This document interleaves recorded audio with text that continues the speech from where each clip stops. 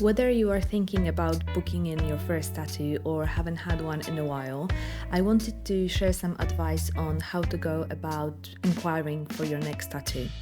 Obviously, it's based on my own experience and what works best for me, but I hope most of the information is quite universal and will be easy to adapt to your own situation.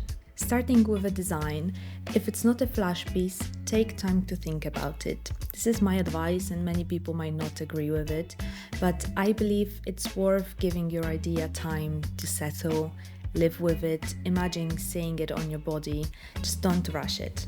It took me over a year after I started tattooing to get my first tattoo. I had the idea in my head for almost a year, and I'm glad I didn't rush it, even though there was some pressure from my former studio colleagues.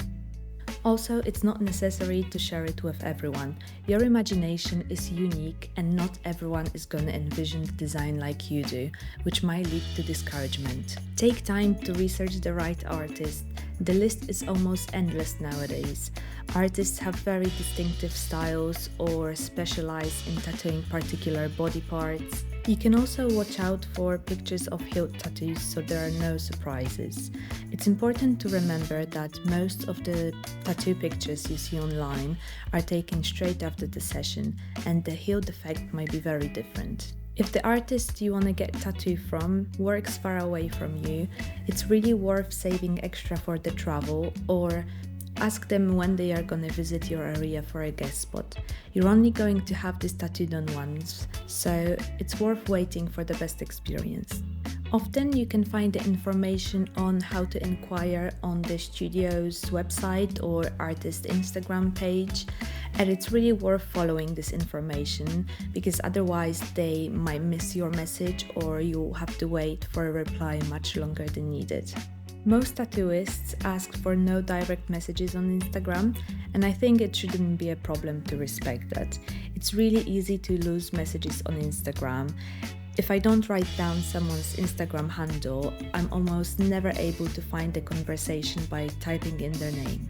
Having all the information in one place, like for example email, is much easier for both the artists who manage everything themselves or the ones who have assistants. And very often you will be asked to fill in an inquiry form which has all the necessary questions, but if an artist doesn't have this option, I wanted to show you an example of a good email that I recently received from a client, which includes all the needed information for a smooth communication. Firstly, my client Archie sent a mock-up of the design, which is helpful but not necessary. Description with possibly some supporting images is also good enough. You can attach pictures of other tattoos explaining what you like about them, photographs, illustration, any material that you think will support your idea and help you explain what you have in mind. Then there is the size. It's good to have a rough idea of how big you would like the tattoo to be, but also to be open to your artist's advice. For example, what you want might be too detailed for the size you've imagined or too big for a particular body placement and become distorted.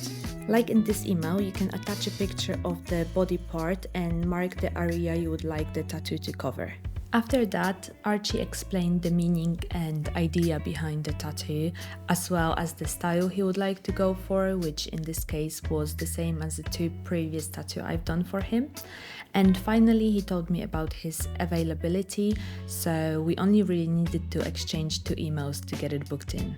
If you feel anxious, booking a consultation can be helpful, provided the artist offers this option. I do either video or in-person consultations, and I've noticed it makes the process much easier for many people. If it's in person, it gives you the option to see the studio, meet your artist, see how you feel around them before you commit to booking the appointment. During the consultation, it's easier for me to explain how different designs can work on different parts of the body, how to prepare for the appointment, what to expect during the appointment, and it gives me the option to refuse to work with some people if they are rude or inappropriate, and you can obviously do the same. And last but not least, don't be scared to ask questions. It would be better to ask your artist about the pre-session prep or aftercare, as everyone has different methods, and I truly believe your artist should spend the time giving you all the answers you need before you decide to go for it. I hope you find this information useful, but if there is anything else you would like to know about the process, please let me know in the comments below. I will be more than happy to help. And if you could subscribe so you don't miss the future episodes, I would really appreciate it. See you in the next one.